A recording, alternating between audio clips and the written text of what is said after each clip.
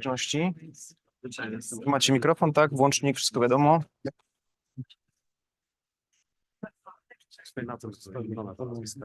Słucham? Za chwilę się pojawią teraz Tak? lista tych osób. Także to... Super. Jeszcze czekamy na ostatniego uczestnika. Bo tak, możemy spróbować.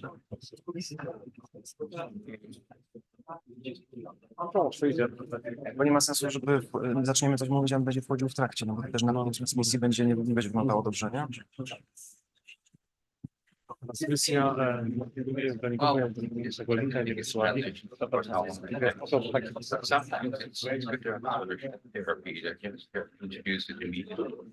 Or at least a very short period of time. My country, Netherlands. Panie Jakubie, witam. Zapraszam. Investment in Zapraszam pana już koło mnie. farming, trucks, for instance. Ja będę siedział, bo to jest bardzo nie muszę wstawać, nie? Wprowadzać, mogę siedzieć, czy Nie ma. And everybody was also, they would like, we just look at the delay.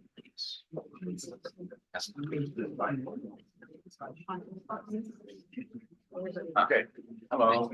I'm your okay. Should we be pregnant? I don't know. You tell me afterward. The whole idea of self-found must be worth All right. Good morning, everyone. So, welcome to the opening session of the second day of our conference. Today, we open with a special event, which is a special format, which is in a way has a lot to do with business clusters because we have three perspectives. So we have representatives of the business world, of the public sector, and academics, of course. So I have the pleasure to open and to moderate the panel with our distinguished guests, which will be devoted, as you already know, to the topic of ESG, which is discussed by everyone nowadays. Many people, many companies are allergic to it, I observe when talking to MBA students, because very often ESG is regarded as subject to regulations which are not to help but to create obstacles to businesses. But is it really the case? Can we really escape this tendency, this wave? Well, if we assume that we cannot escape it, then what can we do as businesses to do it as well as possible, to integrate it with business strategy and to benefit not just for the society but also for the businesses themselves? So this, of course, we have a broad group here, so it would be impossible to introduce everyone in a lot of details. But of course, you will get to know our participants in the discussions when they will present their examples, their stories, but just for the sake of, let's say, of order of proceeding alphabetically, because it would be difficult to, group or cluster the participants because we have cooperated in different research projects, consultancy projects. The relationships are very different and very, very broad over the years with all these companies that you can see here. So alphabetically today we have Kinga Baran from the WithSecure company, a cybersecurity company, multinational company headquartered in Finland. And you may wonder, cybersecurity, what does it have to do with today's topic? Of course, cybersecurity is mentioned as part of the governance element of ESG. But what else do IT services have to do with ESG? Well, you will see in our discussion. We have then Katarzyna Kosel, member of the board from Makro, Cash and Carry Poland. Of course, no need to introduce Makro, grocery wholesale, a part of the Metro Group with a strong market position in Poland as well. We then have Jakub Paduch, attorney, lawyer, and sustainability expert from the Wielkopolska Development Fund, which is a subsidiary of the regional government of Wielkopolska, so the province with the capital city in Poznań. And this government fund basically supports the competitiveness and innovativeness and export activities of mostly SMEs from the region, but they also have, let's say, a range of financial support and consulting services and knowledge-based services for ESG implementation, again, mostly for SMEs. We then have Krzysztof Panek from the CEO of Browar Fortuna, and a serial entrepreneur, we could say, who launched several businesses after a corporate career, among others in the beer industry. And this is the perspective of a smaller company. But again, all of us are somehow affected by the ESG trend, but it is also good to have a perspective of organizations of different industries and different sizes. We then have with us Maja Rutkowska, the Group HR Director of Amica Group, another Polish multinational company that is expanding through acquisitions, through organic growth in the area of household devices. And of course, also affected by ESG reporting and ESG activities in general, and active in sports sponsoring. But as you will see, of course, the activities go way beyond just sports sponsoring. And we have Agata Steinda with us, Chief Strategy and Sustainability Officer. So we have sustainability already in the name of the position, which also means something. From Solaris, the leading producer of buses, hybrid electric buses, innovative buses. So of course, if you have a producer that from the very beginning had the vision of producing ecological, innovative buses, then it has to do something with ESG. Inevitably, it's part of the company DNA. So we're also glad to have this perspective. And not least, we have also our expert discussant, Professor Rob van Tulder from the Erasmus University, Rotterdam, who you got to know yesterday already, an international expert in the area of sustainability, not just an academic, but importantly also consultant of big international organizations like the International Monetary Fund, UNCTAD, European Commission, and advisor to the boards of many companies like Unilever, Philips, and many multinational companies in the area of sustainability and achieving SDG goals.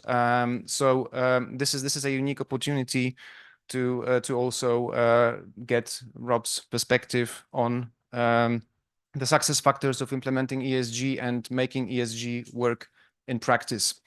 So the way how we proceed now is I will try to moderate the first part of the discussion so that we set ground for the second part of the discussion, where our expert will dig deeper into selected aspects. But in the first part, we will see what does ESG mean for us from different industries, different perspectives, both Polish companies expanding to international markets and foreign companies operating in Poland.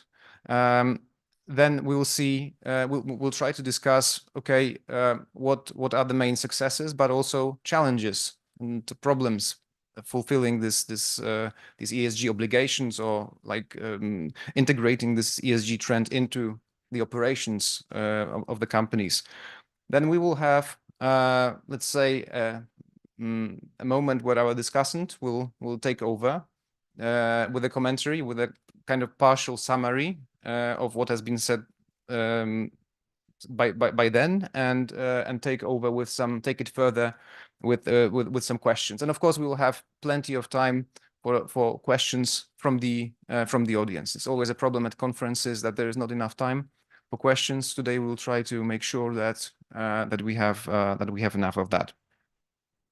Okay, so let's open. So first of all, again, our topic is ESG and beyond, right? ESG has been seen as a buzzword because of the regulation, especially big companies, but not only big companies, also smaller companies that are suppliers and cooperate with big companies also have to report on the ESG aspects. And therefore, there is this problem of ticking boxes, of greenwashing, but also of basically fulfilling obligations, but without real impact, and treating it as a business opportunity. So this is the opening questions for you. Is ESG an opportunity, or is you do it because you have to? So if you can first of all share what do you do in the area of ESG? What are the areas that you would particularly tell us about? So maybe we could start with two Polish companies that we have that are operating internationally, which is Solaris and Amica. So I don't want to impose too much, but maybe we could start with. Maybe we can start with Solaris or with Amica. Okay, then I guess I'll start. First of all, hello everyone. It's a pleasure to be here. I represent the Amica Group, and for us, we decided that it's a strategic opportunity, and in a sense, it's also our duty. We care. We acknowledge the impact we have on our natural environment, on the societies and the communities we operate in, and we do want to do it in full awareness. And it is, of course, also a challenge. We are a producer. We have our factories located in Poland, in Wronki. So we have decided for 24 goals in our ESG strategy. The ESG strategy that we have is a crucial part of the company strategy. Yeah, we decided for 24 goals around environment, social aspects, and governance, of course. Some of them are short-term, others are long-term. We've been operating in many of these goals for many, many years. It's not something that came with the obligation and the European directives. So we've been socially and active in our communities for the past 20 years. We have our charity foundation. We support and cooperate with schools and universities. We care for education. We care for the health and well-being of the communities that surround us, as well as the employees in our group.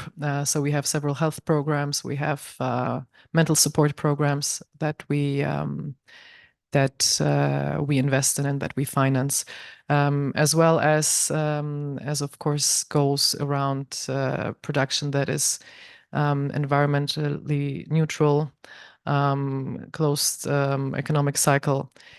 So these are all goals for us, and some of them are more challenging, others are less challenging, but I think we do not approach them as obligations in that sense. It is clear for us that we shift the focus from the what to the how. How do we do business? What do we leave behind?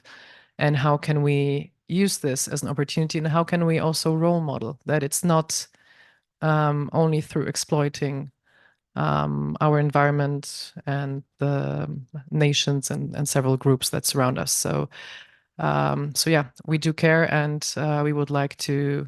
We will continue, and we will face the challenges that come along with that as well. Good morning, everyone, and thanks for having me. I think I'm in a quite privileged and comfortable position in terms of the sustainability and ESG topic, because I don't really have to explain why our products have ESG at its core. Okay, I think you have all seen Solaris buses all over Europe. By now, we have more than 25,000 buses in fleet operating in the entire continent, and we are also looking to expand beyond Europe. We have always, and to echo Amica, been discussing CSR activities as such, and probably for some it might have been a fluffy topic. I use that word very often. But since 2018, sustainability and ESG has become a strategic pillar of Solaris, and also because of the integration with the group that we are part of, the group CAF. Okay. Now, what it means in practice, obviously our product is at our core because of the demand of our customers, which are public operators. So this is not an opportunity, it has always been a must. Since 2018, the questions that we receive from operators across Europe become more and more challenging. It's not only about a document or a statement, it's more about an evidence that we are transforming the public transport image and we are contributing positively to the zero emission transformation. And that has always been the motto of our strategy. With the group, there come obligations as well.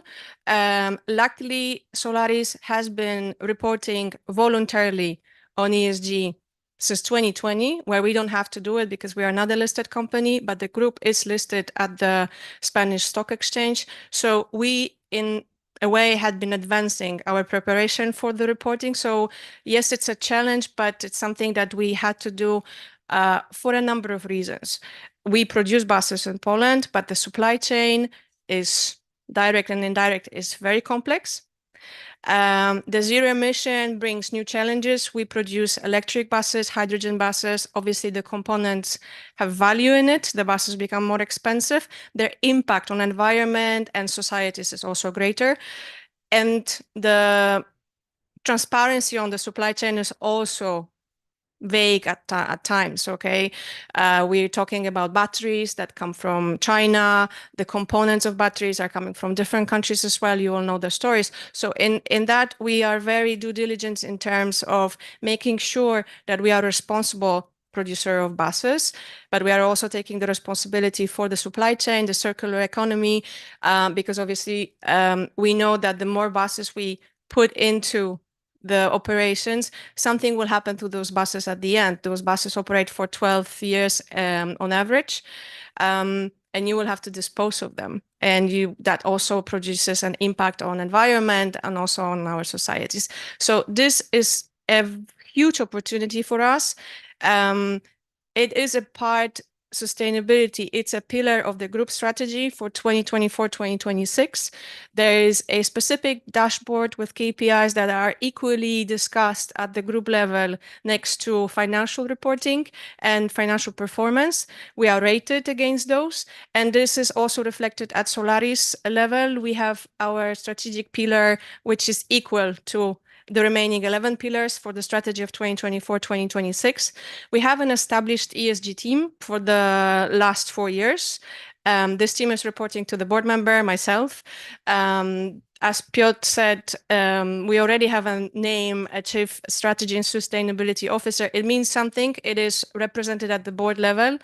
So the discussion is business driven because the more you see the engagement for discussion or the dialogue with financial institutions, sustainability is something that is attractive, but is also a key element in making those funds available. Okay, so the ratings, the financing is all about sustainability, and it makes us very attractive to potential investors whenever we want to expand further. So this is something that has been coming into a picture. It's a holistic approach to strategy, because I'm also representing the strategy at the board level. So I can always defend sustainability.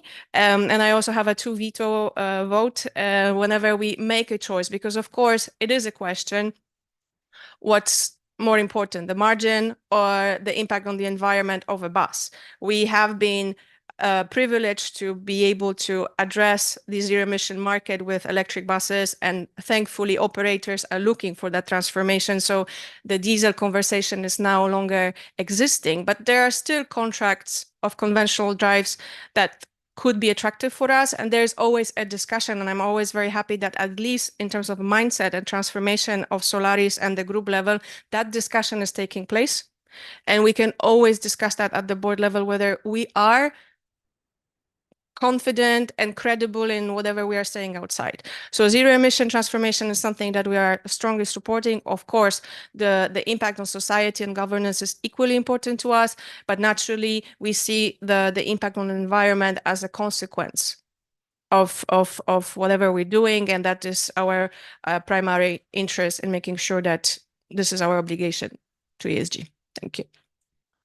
Okay, sticking to large organizations, but flipping the perspective to a multinational from Germany, actually operating in Poland. So Makro, how do you look at ESG topics? What's your activity in this area in the Polish market?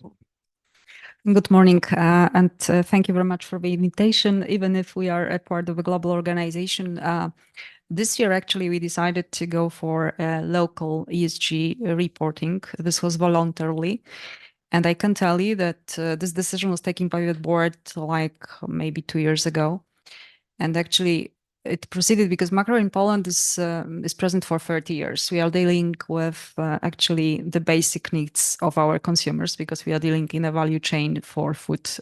So we are a wholesaler and we do support 2 major customer groups, but actually have a need in terms of the sustainable business running. The first group, it is the group from gastronomy sector. And as you know, the gastronomy is pretty SME based branch. So actually it is very important for the HoReCa businesses in Poland and also abroad to sustainably run the business because they face a lot of challenges and we could face it during the pandemic times. So we were the first ones actually that were thinking at that moment even to support our customers first. So we were not thinking about ourselves in our tactics and activities. And in our report, I will maybe start from the bigger picture. We do recognize like 3 areas for our company here locally in Poland that we are focusing on. First one, it is about culture of quality. Quality management. We are the only wholesaler in Poland having ISO norm for our blue box stores. Which is a very, very demanding process, as you might imagine. We are audited every year and we continuously have actually good scores. So we are able to deliver the right quality in terms of a quality management. And this is also, let's say, reflected in our selection of products when it comes to category management, when it comes to resources. For example, a couple of examples, maybe we were the first ones talking about protections of seas and oceans and also globally and in Poland. And we were the first one talking about palm oil. And our decision locally was 4 years ago already to actually withdraw the eggs. So we are for free cage eggs. So this was a bold move. And we are more about these bold moves when it comes to the physically the realization of our strategy. The second pillar that we are focusing on, it is the pillar related to the impacting on the environment. Yeah, because as you might imagine, we are carrying a lot of tonnage throughout the year with a lot of cars actually transporting it. So we are very conscious about the fleet that we are using. We are very conscious about the route planning and also how do we actually support our second group, which is the smaller trader shops that actually require goods here and now. So this is very important from this perspective. And when it comes to running our shops in terms of the impact on the environment, since I think 8 years already, we are actually exchanging the cooling systems into the free on exit program once, and we have a plan to finish this activity in 2 years' time. So these are indeed the examples, and then there is a third one, which is about the community pillar, and we are actually creating a community focused on the goal, which is what is the goal for us? The goal it is actually to support the food in a sustainable manner to the consumer at the end, because the end beneficiary, it is a consumer at the end of the day. And how we are doing it in Poland, because this is a part that I'm responsible for, and we have Academy of Inspiration in Warsaw and in Krakow. I have a brand here, and actually there we are inspiring the sector, and we are inspiring the owners of restaurants, also the education sector. We are collaborating with 20 plus schools in Poland, gastronomy schools, both with teachers but also with pupils. We are inviting young cooks, young chefs, and we provide them with actually knowledge and skills to be able to run later on a sustainable business. And recently, because it was, I think, 10 days ago, we have welcomed at least 25 teachers where we presented a zero waste of restaurant concept. This was very well taken by the educational part. And actually, this is one of the examples that we are running in terms of this focus of community centers. Besides, we run a foundation where we support children in need, and also we do a lot of voluntary activity for employees. And also we do engage with our community of a franchise business that we do have, which is Odido, small franchise stores under the brand of Odido. And I will not name more because there is much more that we are doing, but I would invite you actually, because there will be somewhere these little leaflets, so you can download the report and actually read yourself what we are doing. So thank you very much. Yeah. Thank you. Now moving on to other companies. Now I'm looking at WithSecure as a services company, because obviously you're also international, but you're probably a bit smaller than the previous companies that presented their perspectives. And when we talk about ESG issues, well, it has to be part of the business to make sense also financially. And as Agata mentioned, in the case of Solaris, the products themselves can make an impact, which of course makes it easier if you have products that can actually help you. What is the case with your products, and how does that link to ESG? Hello. So we have sustainability, which we understand as all the activities under ESG agenda within this term, built in our strategy for next years as well. And we operate in 3 pillars as well. However, in terms of products, this is pretty challenging for a company which develops code, which have software, simply due to the fact that we are not creating that much impact with our single user of the product.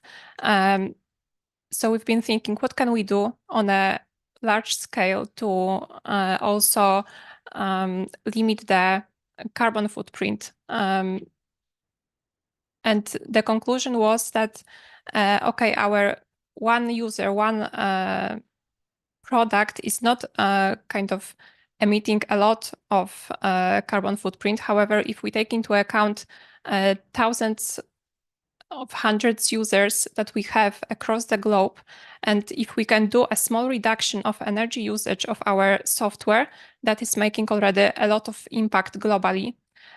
So we are working currently on the concept of measuring how our products perform energy-wise, and we are about to set the target for the reduction for future years. So the North Star of our company in terms of how our products can be sustainable will be that a newer release of our software agent cannot be worse energy-wise than the previous one. This requires a lot of observation of the product, so we need to measure several releases, and we are in the process of that. However, what I would like to underline is that we are not keeping this effort a secret. We are talking about this in an events like this, wherever we have possibility, because only with kind of common effort and inspiring kind of positive movement in the industry, we are able to make a real difference. Our software is one of the many applications on machines of our users, but if industry is competing also energy-wise in this aspect, that will be a great change for the future. And another aspect that we are evaluating now with regards to our products is inviting also our users to decide how energy efficient the product can be according to their needs, because you may understand that profiles of the software are compiled of features that are more and less sophisticated. They are consuming certain level of energy. However, not every user of the device needs same protection level. So we could adjust the settings, the profiles, according to the needs of certain users, and this way make software also more sustainable, consuming less energy. We had some considerations regarding whether our users will not compromise on their security, which we cannot allow as a company. So we have conducted also a study across our users to sense their appetite for risk and whether they will be likely to turn off the features which may put at risk their performance in in digital world. However, the results are pretty positive, and we will be further investing in this concept and visualizing the impact of energy of certain feature in our product in UX way. And this study is also made available to anyone from the industry who wants to know about this. So yeah, this is again not competitive advantage that we have found and that we are working on in isolation, but we are about to put also some competition in this respect. Thank you very much. And from the perspective of a small brewery, Krzysztof, what does ESG mean for you from your perspective? I will start. Good morning. I will start with something else. When I started my career like 30 years ago, I started it in a big corporate company. And I was working for a big corporate companies for like 15, 17 years before I started working on my own. So I have also this other perspective. And what I remember from beginning, from these times of working for corporate, it's that CSR or later on ESG was kind of fashion and was kind of a tool to differentiate from other companies, to show we are thinking different, we are better. And that was rather a marketing investment, or PR departments were really taking care of all these communication activities. And that was pure marketing tool. Yeah? Now it's different. It's completely different, because in those times there were no legal obligations related to all those activities. Now we have it, and we have it, and we have a perspective of having more obligations. So it's completely different. But what is changed is that for big companies it's like obligatory now, but for the small companies it's not. It's not, because it costs money, and it's not money about doing things, because small companies are making a CSR, ESG, but they do not call it like that. There's nobody having a basket with all these CSR elements or ESG element. There's nobody in the company having this basket in his hand and managing this part of the business. Yeah? It's just spread all over the different departments, and each department is doing something. So based on what we are doing in our brewery, maybe still step back. When we started like 12 years ago with Browar Fortuna, which is private owned, there are few private shareholders. One of them is managing the company, and we started with pure statement. When we were creating our strategy, we said to ourselves, we want to be responsible, but not to have CSR or ESG just for ourselves, not for ourselves, for our children. Because each of us, we have 3 children, so it's quite a lot for the standard today. so that's why we are doing this, and that's why it's a part of our strategy, and that's why I think in the small businesses and middle-sized businesses, in private owned, very much depends on the, let's say, mindset of the owner. It's not with the management team, because management team is listening to the owners in the small companies, yeah? Because it's like that simply. And so if owner wants to spend money and effort to do some responsible things, to be responsible, this company is responsible, even has no system. So we made our strategy in a way to say that we want to be responsible. We want to invest in environment, or we want to do our best to protect the environment, and we want to do our best also to support as much as possible the local society. So this is what we are doing, but we can do as much means we have. Yeah. So when you need to be profitable to make it. The more profit you have, the more you can invest, simply. And now, what we do? The strategic decision from the beginning was which was linked to this mindset, the strategic decision was we want to use returnable packaging for what we do, which is not so obvious for a small brewery in Poland. Absolute majority of small breweries in Poland, they are using one-way packaging materials. Why? Because it's cheaper. Okay, it's more expensive to buy on a daily basis, a little bit more expensive, but it doesn't require a huge investment. Because the biggest investment to have returnable packaging is to buy crates, which costs a huge of money. That was first strategic decision, and now it's paying off, also a business wise. But this is what we are doing. The other thing was to build our own wastewater treatment plant, because when we took over the brewery, all the waste was given to the city hall wastewater plant, and that was just simply not effective. And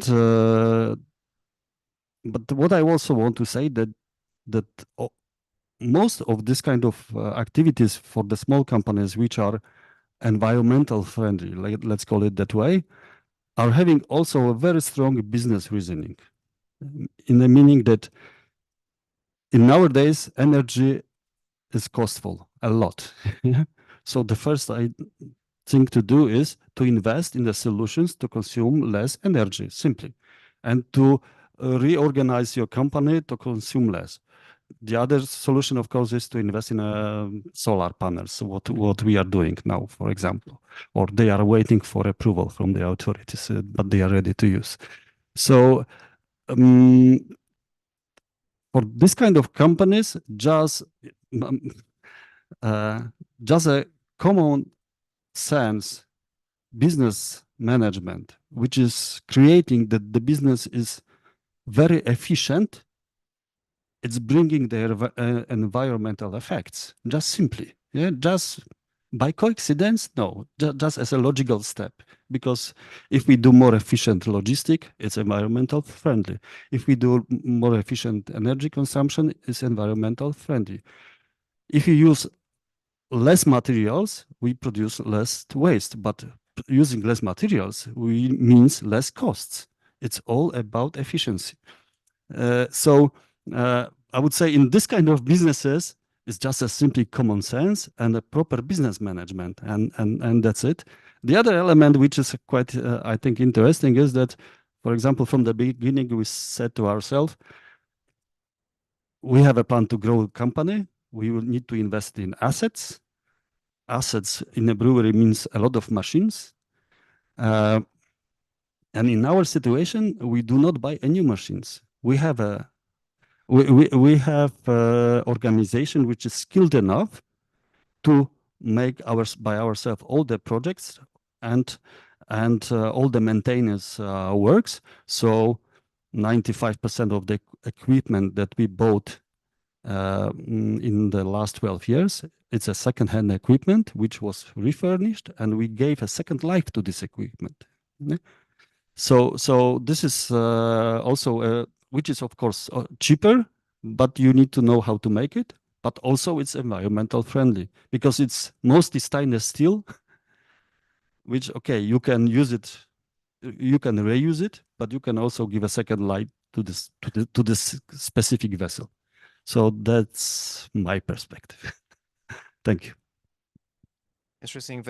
Thanks very much for that. And we stick to the perspective of smaller organizations. Jakub, from the perspective of the Wielkopolska Development Fund, you obviously talk to many companies. What are their priorities in ESG? What do they seek support and implementation from your perspective? Thank you very much. Good morning. And first of all, thank you for having me today. It's a great honor to show the point of view, not only of mine organization, which is Wielkopolska Region Development Fund, but also more than 4,000 small and medium enterprises all around our region. And however, I should actually thank our former speaker because he told the creme de la creme of the point of view of small and medium enterprises for the SDG. However, I will say what I wanted. So first of all, from our point of view, we are a financial institution of our local and regional authorities. And we were created to support mostly small and medium enterprises in their action, also on the field of SDG. So it's hard for us to show what we do as the Wielkopolska Region Development Fund as we on the field of SDG, because we do not produce anything. We do not own even any building. We rent our office, and it's hard for us to show how eco-friendly, for example, we are. Of course, we do all the things we have a chance to do. We take a part in all social and environmental actions. We have some kind of small circular economy in our office. So we try to reduce the use of energy. We try to have all those governance things as anti-corruption policies, non-discrimination policies, to have equal salaries. If we are talking about salaries from the point of view of gender, so we do have all those things, but we actually cannot do much more on this field as we. So that's why we support smaller and medium enterprises and their actions by our preferential products. Now we offer them loans which comes from the European funds, which came back to our regions from the former perspectives of European funds. And we also show what is important today in running small and medium enterprise in our region. Because if we are talking from the point of view of those more than 4,000 entities, which are our partners, we can say that ESG is actually both. It's also as well obligation and as well as an opportunity for them. It's an obligation. First of all, it's an obligation, even if they are not mentioned particularly in the CSRD directive. They are not obligated to report, but we now know today, after a lot of conversations with our partners, that they are asked about their bigger partners, about, for example, their carbon footprint. I had a few months ago, I had some discussion with a small enterprise from which was a building company. And he told me that, I was doing something for our German bigger partner, and he asked me, well, how big is my carbon footprint? And I didn't know what to say to him, because actually, to be honest, I don't know what it is and how to count it. So this is the first part also of our activities. We try to show our partners that SDG is important, that it has a real impact on their activities, even if they are not obligated by law to do that. It is obligation for them if they don't want to get out from the chain of supply. They have to show that they do everything on those field of environment, society, and governance. So this is the first part, but it's also for them an opportunity, because our former speaker told about those daily costs. We try to show our partners that doing all these things on a field of SDG is also about running their companies in a cheaper way. If they will invest in, for example, renewable resources of energy, their daily operation will be much cheaper. And we try also to support them not only in this way that we are talking to them about that, but we also offer them funds, because I can think now it's all about money, because they are conscious that it is important, that they have to do it, that it's important for the planet, for the companies, etc. But they don't have funds to do all these things which are needed, and they are needed not only from their point of view, but also the point of view of customers. We know today that about 90% of Gen Z customers, they actually are not ready as few years ago to pay more for a more sustainable product. No, today not. They demand that the product will be sustainable. Now, a few years ago, we knew that people are ready to pay more if the product will be more sustainable. Today, not. It's an obligation for them. So if the company wants to stay alive on the market in the next years, they have to do all those things, but they need funds for them. Thankfully, we are at the beginning of the new perspective of European funding. There are many funds for this kind of actions. So we also support those small and medium enterprises in that by giving them loans to even apply for this European money, and that's the key of this point of view of us as Wielkopolska Region Development Fund, but also our partners from the sector of SMEs. Thank you. Thank you very much for this first round of contributions. So now I hand over to Rob to present let's say intermediate wrap up and take it further. Yes, I just came back from the United States, where the general conversation is about ESG. We should get rid of that. It's too costly. It's so.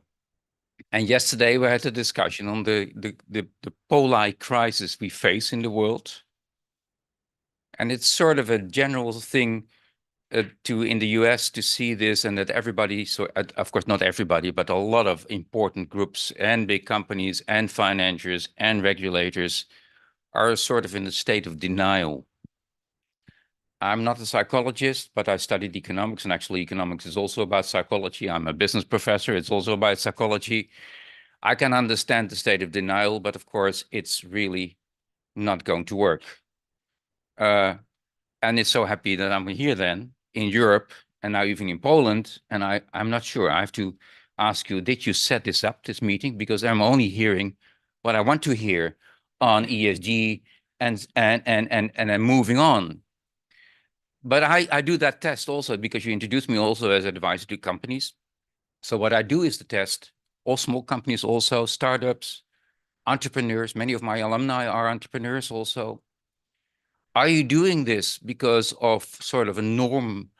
You have to do good, you have to be good citizens or whatever. Or do you see this also as an opportunity, as a business opportunity? And of course, it's a combination of both, but it's only the norm, it doesn't fit. So the intrinsic motivation to do good, or my children want to do it, or I see the disaster coming, it doesn't stimulate enough, because we have to then implement smart approaches, solutions. And now this is where I hope that also university, business school, economists develop the models. Well, actually, I hear a lot of the models implemented already by you all, so I can congratulate you. But my task was to summarize a bit this, but this is my general impression. So I'm really happy to be here. To be honest, if you had set up a same panel in my country, in the Netherlands, I would have had a more difficult time because now I have to convince some people to say, well, there are opportunities as well. So what are the opportunities, or what are the themes? So I listened carefully, and I tried to figure out 7 themes that were mentioned, and also not in a sort of, well, we don't know, and the government should regulate, or we need more money from that. Actually, hardly anybody talked about that. So what did you talk about? You talk about ESG, and this is the discussion on what I call the KPIs, the key performance indicators. And there's a lot of research. And I comment also, I pick up that theme, and I tell you what we know. Most of the KPIs that companies that don't want to do this are what is called key performance illusions. And the ESG debate is very much influenced by that.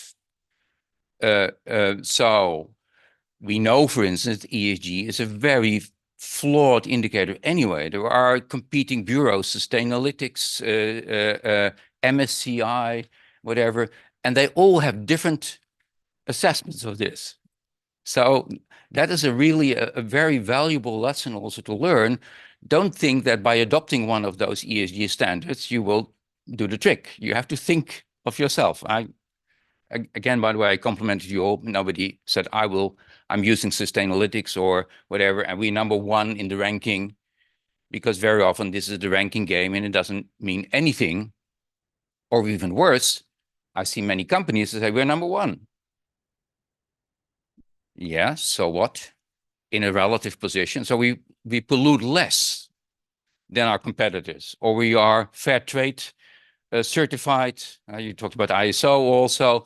We do it better than our competitors, but that doesn't mean that you do it good or whatever, or that you seize the opportunities. Anyway, so we are playing this ranking game, and we are cheating on each other, and we are using flawed indicators. So I can give you a lot of research that says ESG rankings and indicators are flawed. You can pick out the one you like most, and then you say you are the best, and I come around the world. And actually, if you talk to the board of big companies and say, well, we chose this one organization that made us #1. We paid a lot of money, by the way, and then we report about it. So don't fool yourself. So this is the KPI, the key performance illusions. Luckily, we have others. And there are some studies, I can share that with you also, say, well, if you go for a little bit more content and strategic discussion, and that was the discussion we had yesterday on SDGs. By the way, many people talk about ESG, and suddenly they talk about SDGs, which is great, because actually that is the mindset we need to have. It's not ticking boxes, but thinking about the common problems we have, the common challenges we have, and then it's ecological, social, economic, institutional, including peace and all sorts of other things, a complex thing. So, and complexity can be covered by a number of indicators, but also many of them are qualitative indicators, and you cannot steer on that on the basis of rankings. So this is the point #1, the key performance illusions. And I didn't hear that, luckily. And I heard a lot of other arguments. But by the way, this is part of research. We have to develop that further. That's part of my ambition also today, because I'm going to ask you at the end of my intervention, what do you think of the points? But the second question will be, what do you think universities and business schools should do in order to help you also get through this transition? Because we actually are in a gigantic transition period, where the difference is, are we going to be outcompeted by the Americans that just pollute and outcompete us, or the Chinese or others that are paying below subsistence wages and then enter our markets, and then all our nice ambitions, of course, are gone. So how to organize this? This is also the how question. So that's #1. So don't get cheated. But you know that the CSRD, the Corporate Sustainable Reporting Directive, is based on a taxonomy, which is much more sophisticated. That is based on the SDG agenda. That is then based also with corporate sustainable directives on due diligence. So that's more strict, by the way. And everybody is complaining about that. But yesterday, you were not there, I suppose, but I also said lots of organizations that say, no, we need to do that. We have to raise the level playing field. So it's a mixed story also on how to interpret all these indicators. So let's engage in the conversation. So that's point #1. Point #2, organization. I heard a lot of interesting stories here. I hope you noticed that, because it was about HR, human resource management, but linked to strategy. It was about philanthropy, but not hopefully, because there's a philanthropy trap. Lots of companies pay a lot of money in philanthropy, and then they think they do something good. But philanthropy and other efforts linked to core business, to the board. This is important. So what we do when we look at this, and we saw a number of examples here, and of course the board in a smaller company is the manager, the leader of the company, but they also represent conflicting interests in marketing, supply chain, and whatever. So making it core means that you have to come up with smarter, integrative solutions. What was it? Yeah, PR, of course. Well, if you leave it to the marketing department, it's PR. But luckily, nobody said that. Actually, nobody talks about greenwashing other than, well, we were there with greenwashing, but we're not there anymore because it's a bit silly to do that. Because it doesn't help us. Again, this is where I see a lot of denial that you invest in a brochure, by the way, that costs a lot of money, in philanthropy, that costs a lot of money.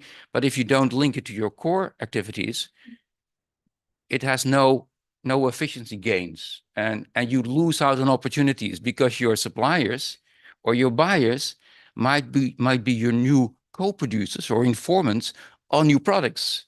So that's the third point then.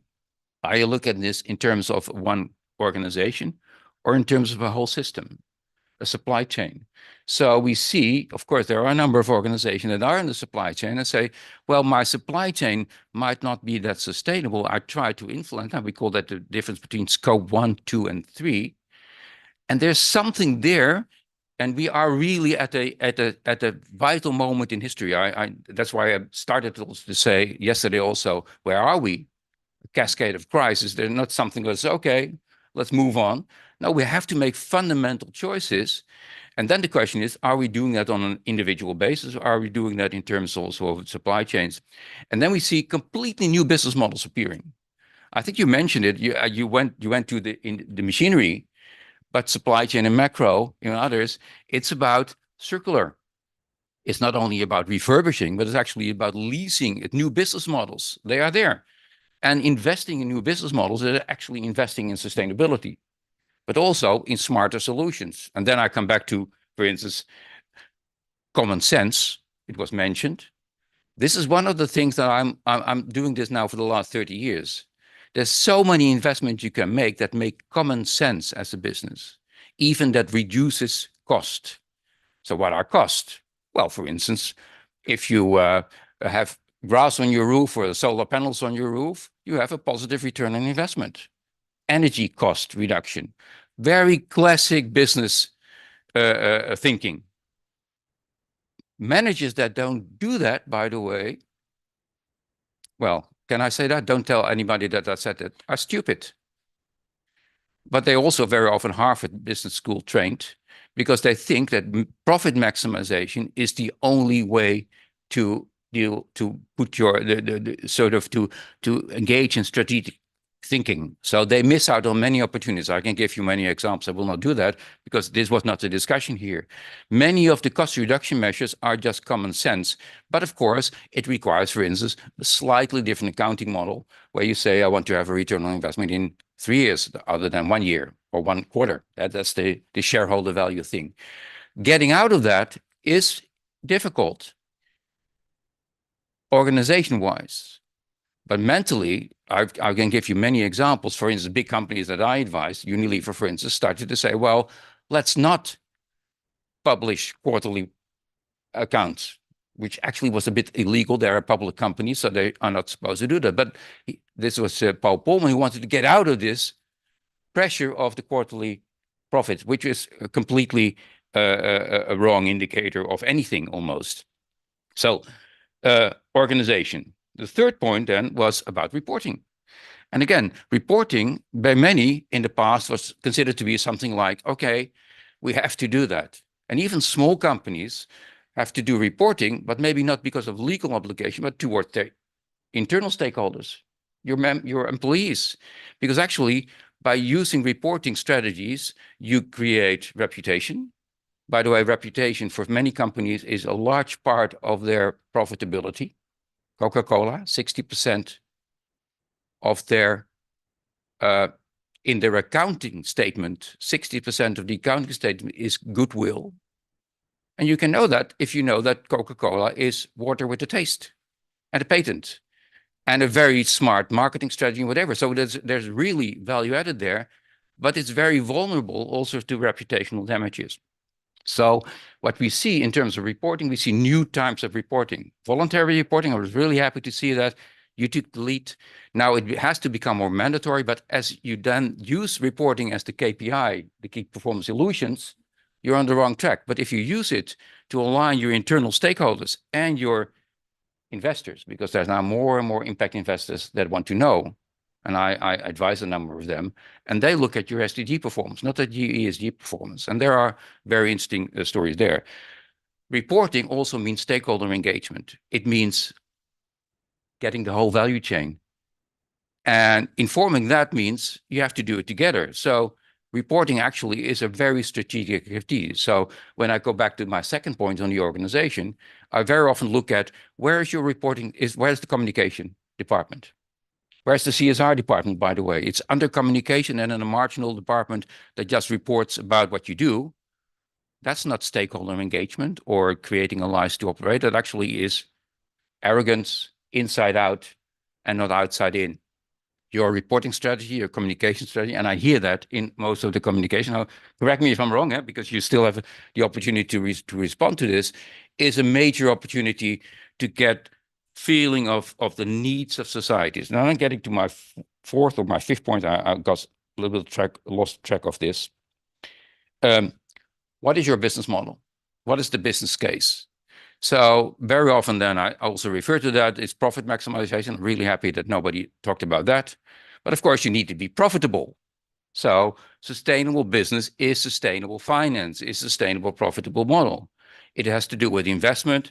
It has to do also with, but investment then, for instance, in a new model, in a new relationship, can ask a bigger price from your primary customer, lead customers, we call that. But if you stick only to that, that's something what fair trade, for instance, has, where the customers then say, we pay more for this product, then you run the risk of becoming a niche player. And actually, you have one big challenge, that is, and we see that all around the world, that the social enterprise, the niche players, or the department in your own company that does CSR, but is not represented at the board, is the excuse for not doing anything, or at least not doing enough. Everybody does something. So integrating this also with your stakeholders and in reporting, and also in terms also of the finance that you that you get there is really important. So that's the fifth theme. I had one theme, the business case. Well, I teach business. I talk about business cases, and the definition of business case is not profit maximization. It's the project that you develop, how you think you can reap markets, how you can create markets, and then the basic story of the business case, and that's called a business model canvas or whatever. The core of that is your value proposition. Your value proposition is adding value to society, which you can do in a more sustainable way, but not polluting too much. Adding value. So actually, what is your positive story? So that's what I hear in all the stories here. You have an idea, and it's not about profit. Actually, we call it a very narrow or poor value proposition. It is something you add value, and there are many ways to do that with software, with beer, with anything. The companies that have a narrow value proposition are also the ones that will not survive crisis, because they then cannot motivate their employees to stick with the company even under crisis. So we know that the survival rate of companies that have a vision and even invest more, and that's HRM is one of the most important parts of the sustainability strategy, to motivate their employees during crisis, and of course innovate also, even if it's difficult, on new products that are linked to needs of society. By the way, the need of society is a solid marketing strategy. Of course, you can also do what the tobacco industry does. I hope there are no tobacco representative here. You create a need, and you create loyal customers by making young people addicted to the product, and it applies to the gaming industry, by the way, and to all sorts of other industries. Governments cannot regulate this because they don't do this. At least they are not, for a variety of reasons, they're not able or not willing to do this. So companies have to do it themselves. So this is the challenge I think I put on your plate. And that's the last point I would like to make. Now, the pre-last point. It is about governance. So government and governance. So what you see is that much of the debate on sustainability and the cynicism and the criticism is looking at companies that say they want to do it, but they don't do it. Greenwashing. Many of them are public companies, by the way, not necessarily small companies, because they're forced by shareholder value to make statements. But many of them, by the way, also are serious about this, but they have a problem. It's difficult.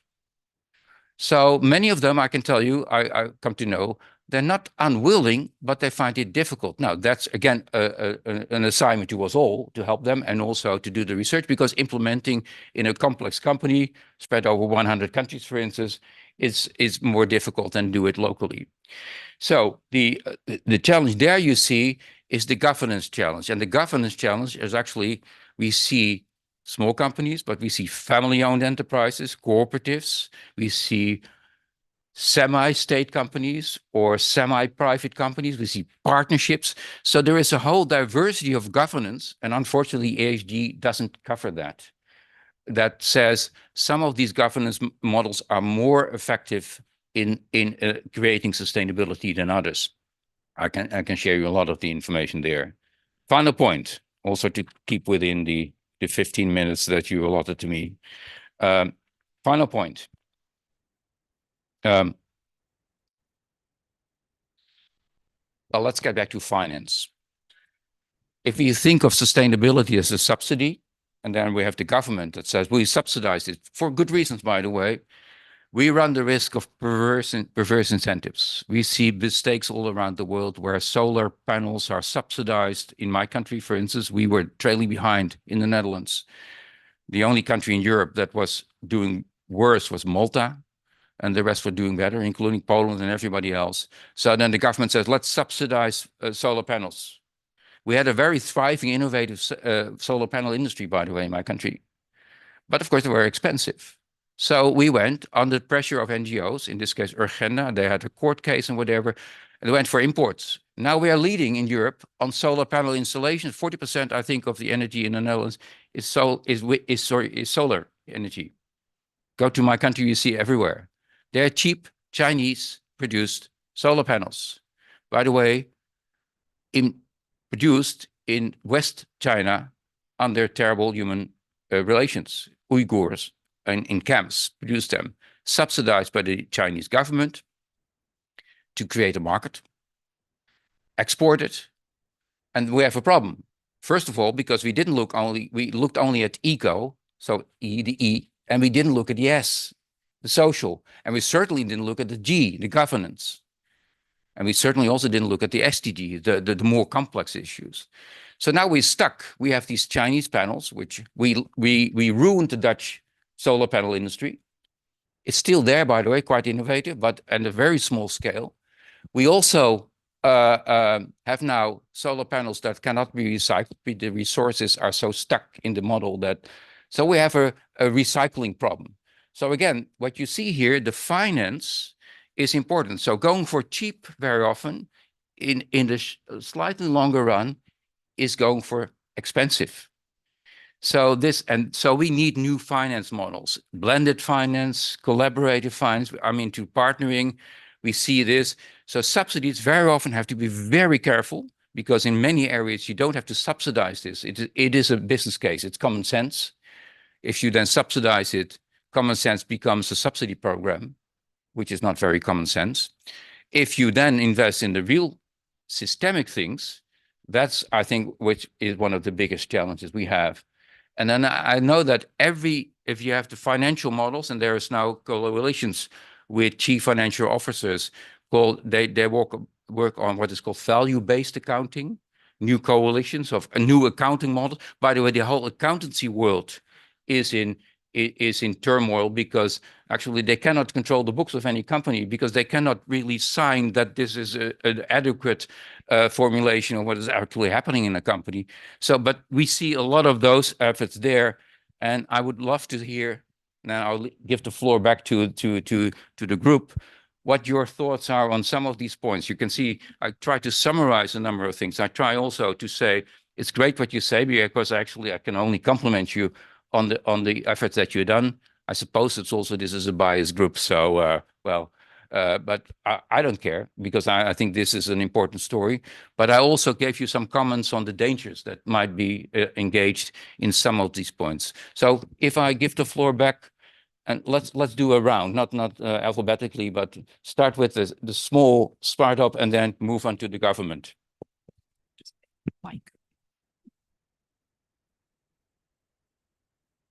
By the way, I was also I'm just back from States, and for sure, what they can save a lot on is air conditioning, because everywhere it was freezing cold, and so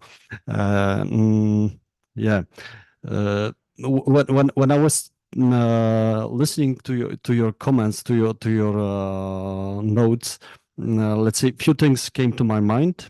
First, it's about this reporting systems, and this is also what you said just at the beginning, that on MBO during MBA education, people are saying that all the ESG is wrong because they are afraid about these reporting systems, and I think this is the biggest problem that we have, that just people in general, they see this kind of activities only from the perspective of these obligations, reportings, and the effort that they need to spend. There's a huge gap between in perception between what I have to do and what benefits I can have from being active on this field. So and for me, this gap, to fill up this gap, it takes years, because it started with education on a basic level, and not only on a high level. It's from beginning, and it's everywhere, and it's a global thing. So to influence that, we need to have first clever politicians which are properly educated and aware of the consequences, which will create a law or the organizations or the environment to educate nations or populations, and then it will be a circle, which will be like developing circles. I think it sounds quite idealistic, I think, but this is long term, but in my opinion, the most efficient way to get the effects. It's not only about money to put into the system, to invest. It's a huge role is in education. That's my point.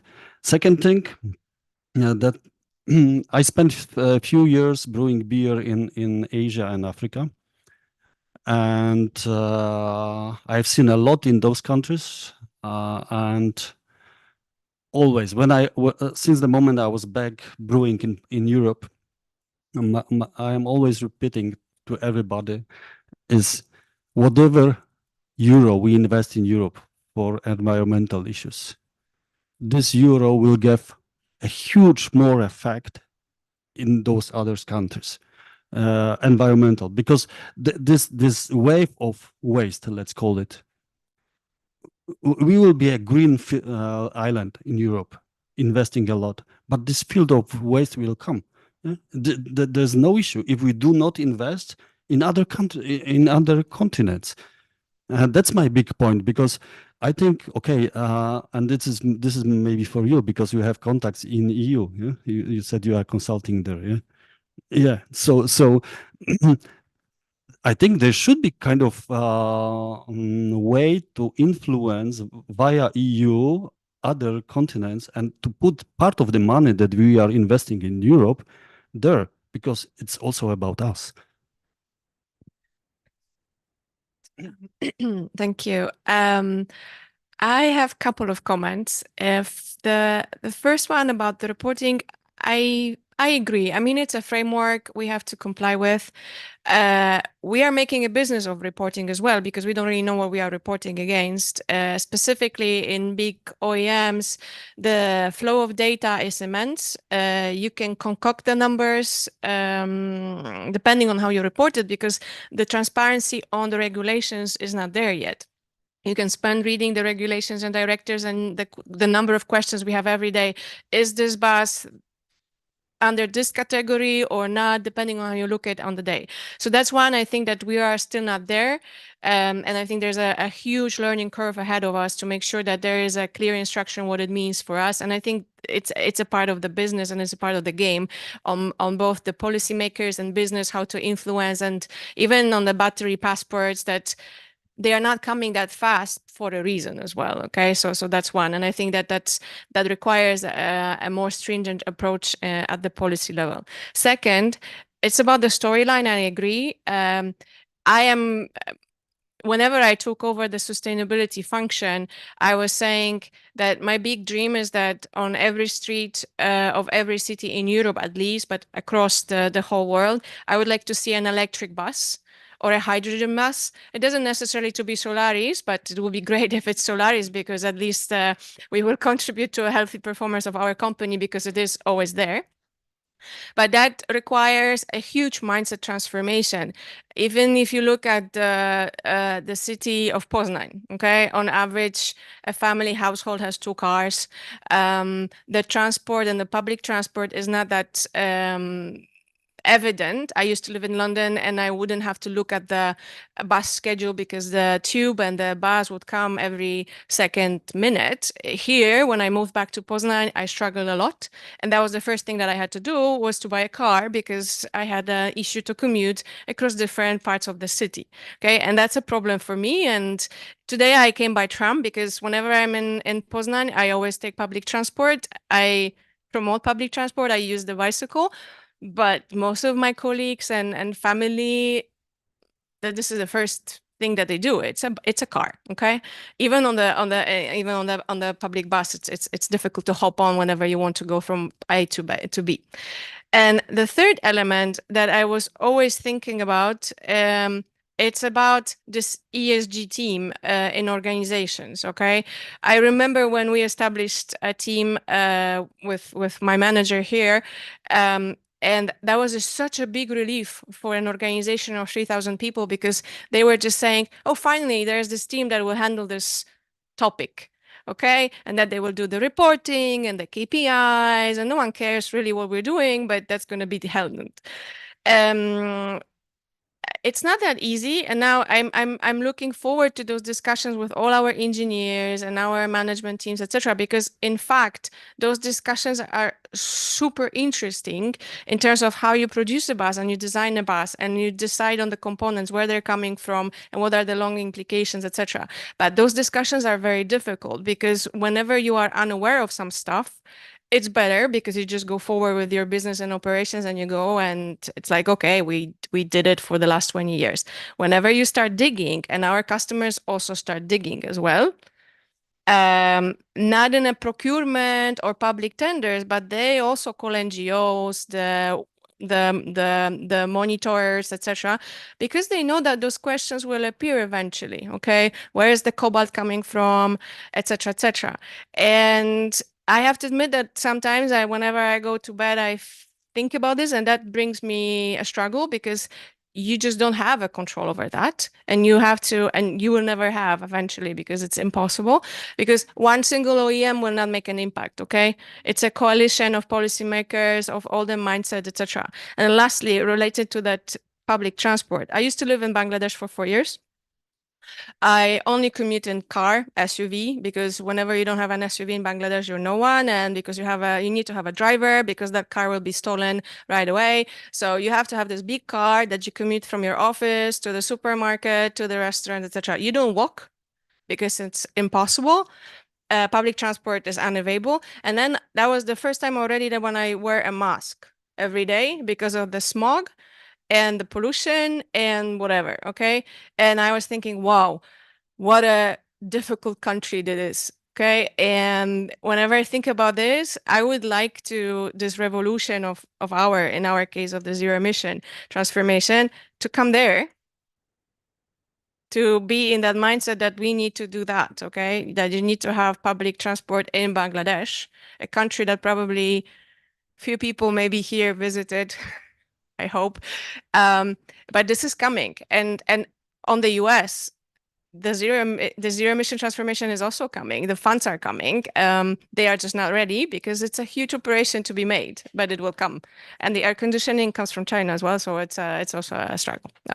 Thank you. Chicago. Thank you. Please.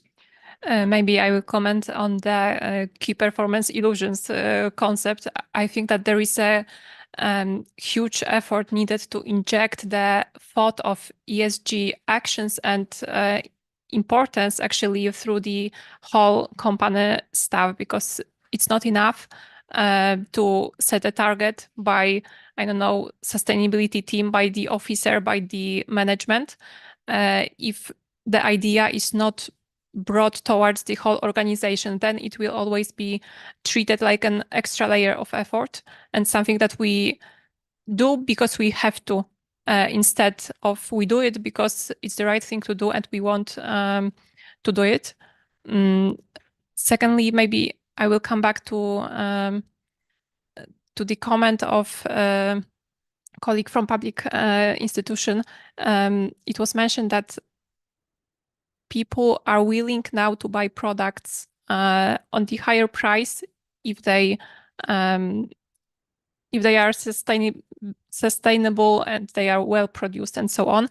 I think that we haven't mentioned also the aspect of bringing new talents to the organizations, because Generation Z, which is now entering the job market, is simply expecting companies to step into society, to bring all those sides together and make an impact in a common way. Yeah.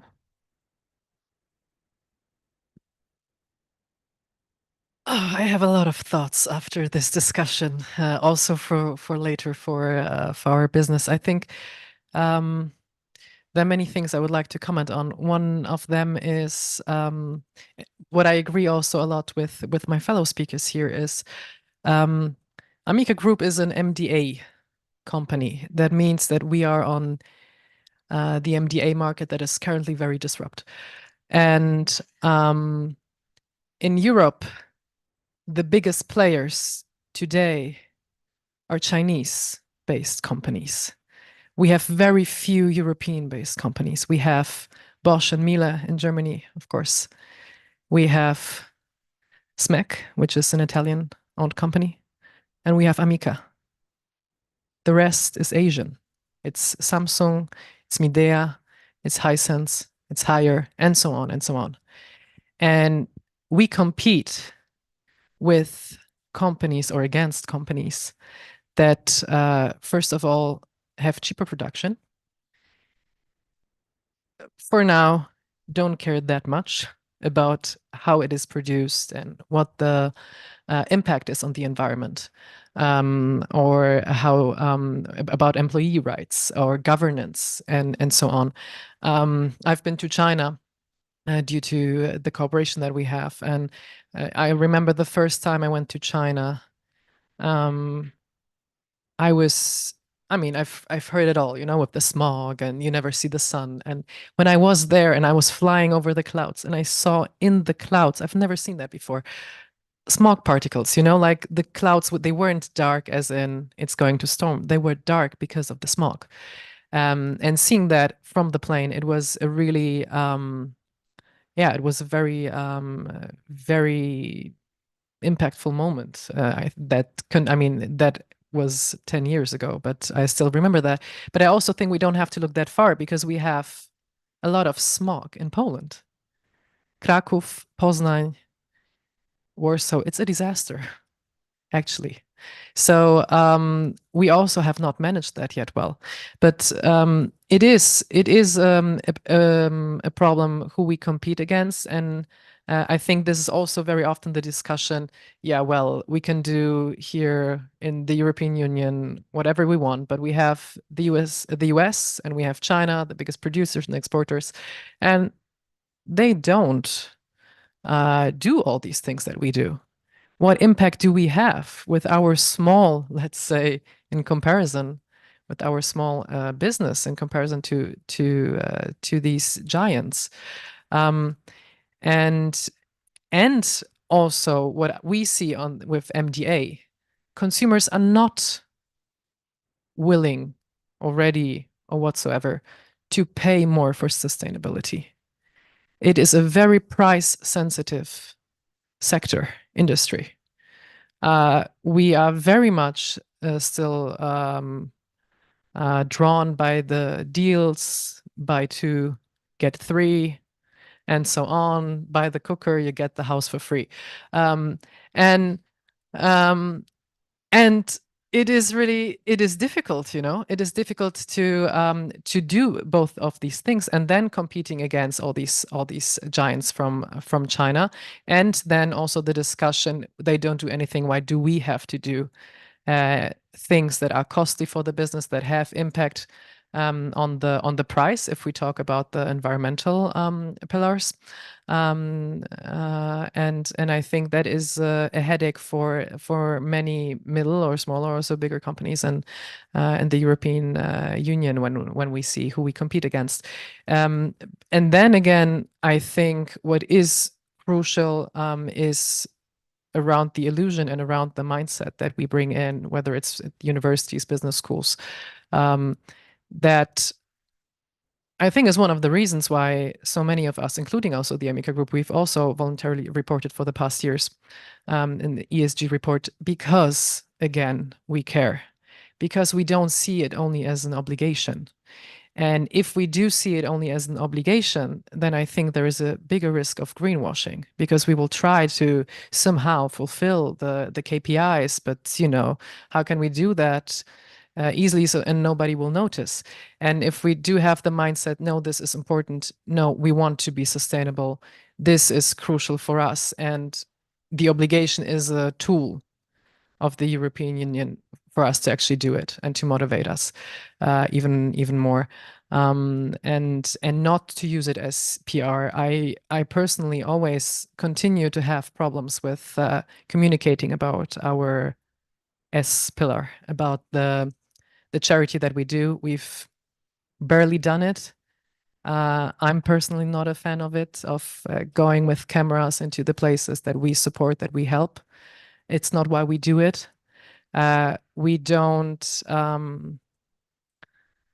show everything we do because of that, because we don't want to be with the cameras in the, I don't know, children's hospitals or whatsoever.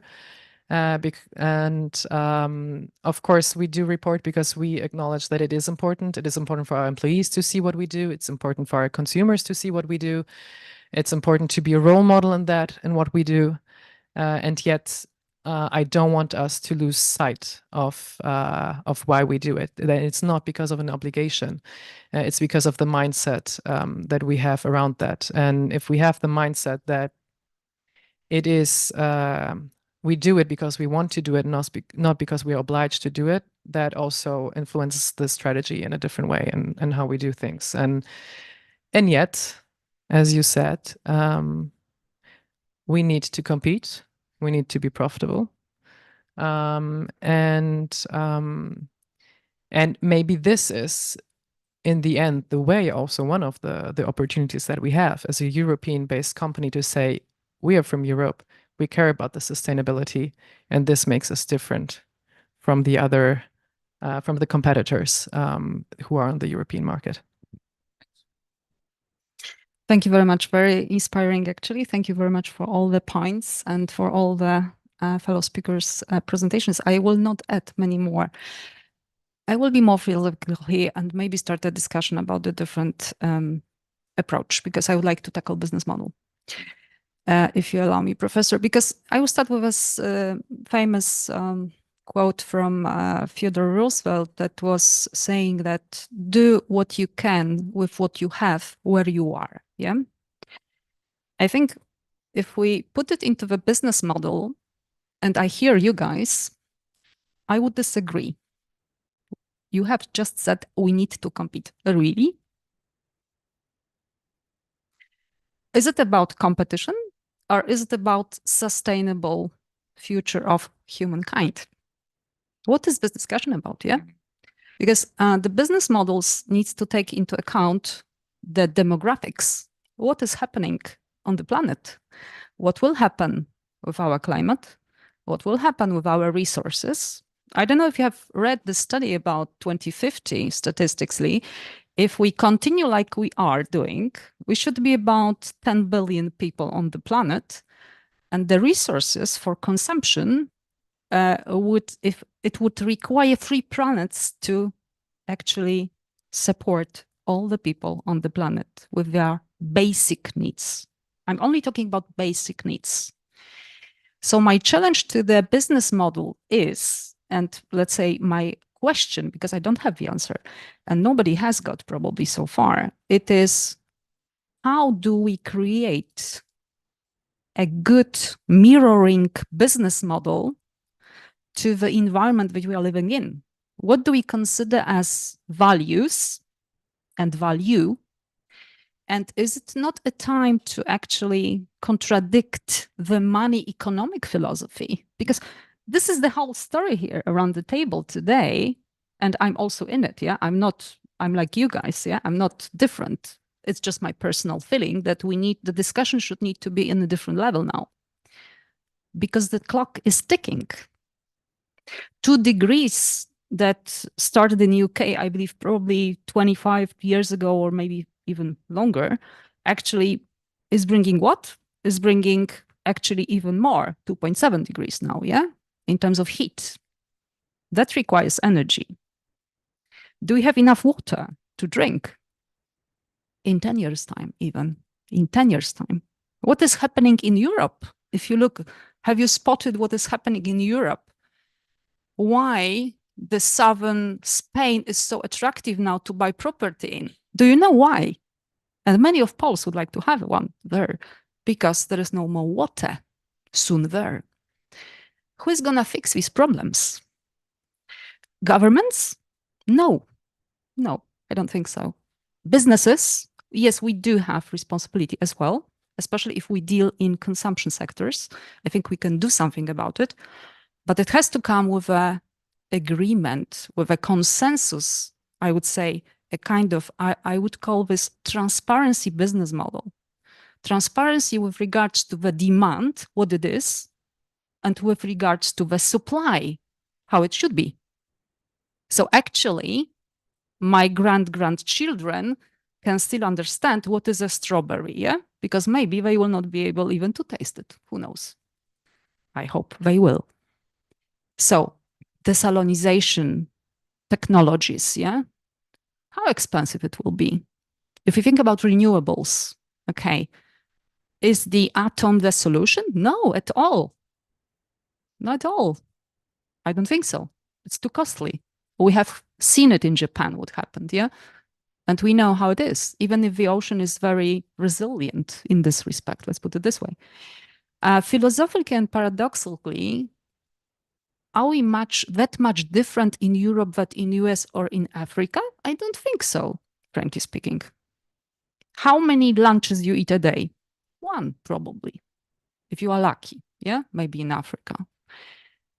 So this is the responsibility that actually is a joint one. Yeah, this is a joint responsibility of the transparent business models that would lead to the future of humankind. And I understand that this is not maybe for this discussion today, but my call would be really, how do we tackle together this topic? And, you know, having into account business where I am, at least it starts from the boardroom, yeah? And I will speak for myself. When I proposed to my board, okay, guys, we have done so many good things. Why shouldn't we actually put it forward? Not because we have to, because actually it's fair to share. It's fair maybe to inspire community as well. Maybe somebody will learn from us, and also we can have a positive impact. Yeah. And my colleagues, you know, especially CFO, said how much it will cost. First question. Second question, okay, is PR ready, or whoever should be? And I said, no, we will do it differently. So actually we did a cross-functional work on that one. It took us some time, some effort. We put it there and we are sharing this, but not to get points with your illusion, I would say, analogy, because this illusion is also, the illusion also stays in the business models today. Yeah. Because it's there, it's a mirror there. Yeah. So this is my call, and we need your help, basically. Yeah? So I will turn back to the academia. Thank you. As we're cutting already into the coffee break. No, just the we final- still have 10 minutes, don't we? Or No, it's till 11. oh, really? Yeah, officially, Okay. yeah. But you're in charge of the timing. Yeah. Final remarks. Yes, please. No, from Jakub. Thank you. I'm last, so I'll have the shortest one and general comment on that. And I will also put some more bitterness to our discussion, because it's hard to disagree with all those votes we have here. Happily, today we are in a group. All of you, we're happy to be conscious about the problems, and we are happy to be conscious about the challenges. And it's not a problem of us here. We have daily contacts with small and medium enterprises, and not as Fortuna Brewery, because they are conscious. But when we are talking to the really small business, they always asked, how much does it cost? And if you want me to do something on the field of SDG, will you help me with searching for the money for that? And they always look, first of all, on their wallets, and we can do actually two things. Of course, we can make everything to make them more conscious about the problem. We need an academic help to show them that sustainable business model is more profitable in the longer way than this usual they have today. Other way, we, as for example, public sector, we will have, and also bigger business, because bigger partners in local governments, in a business, they are always the good example for the smaller ones. Another way, we will all be forced to force the smaller partners to act. We can do this in a business way by asking them about their chain of supply. And we have to do it by the regulation. For example, in our future products, we'll put the new criteria which are connected to SDGs. And if somebody will not act correctly, he will not get the money from our institution to for example, lower their costs. So these are those two ways. First of all, education. I can only agree with that. But if it won't work, we will have to do everything to force them. If not the carrot, we will have to use the stick. Okay, I think we have. I think we don't have to Yeah. ask for the challenge for academics, because I think it was clear. So I hope that we can continue the conversation also during the coffee break and later on, and hopefully you can sustain this. And maybe because I challenge you also, I challenge Poznan University to say, what are you going to do with all these stories? And I think I can say that from a distance, I say there was a lot of intention to support that. So maybe you can say something about that, and then we have a break.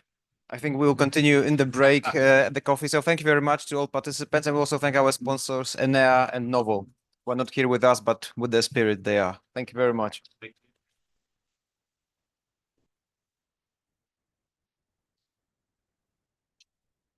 continue in the coffee break, yeah? the book on sustainable business models and value proposition. No, no, no.